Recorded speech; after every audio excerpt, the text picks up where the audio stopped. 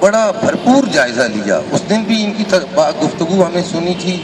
رحمانی صاحب کی بڑی بھرپور گفتگو تھی اور انہوں نے ایلیبریٹ کرنے کی کوشش کی.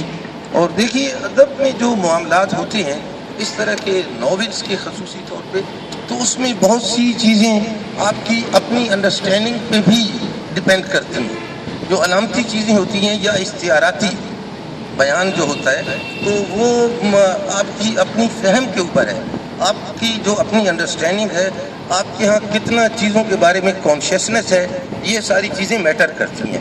تو اس اعتبار سے جیسے کہ رحمانی صاحب نے جن کرداروں کا حوالہ دیا وہ انہوں نے ایک تفہیم دینے کی کوشش کی. یہ کہنا چاہتا ہوں میں اپنے لیے بھی یہی کہوں گا کہ ایک تفہیم دینے کی ہم کوشش کرتے ہیں. ہم کوئی کنکلوڈ نہیں کر سکتے کسی کردار کے بارے میں.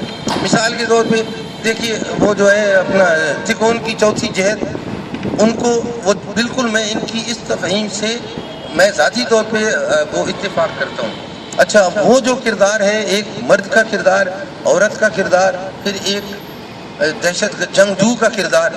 اب یہ کہ وہ جنگجو وہاں کیسے آ گیا اس کے بارے میں بھی کچھ اشارہ ملتا ہے اس ساری صورتحال میں. وہاں آ کے وہ اس کو پہچان جاتا ہے کہ یہ تو وہ ہے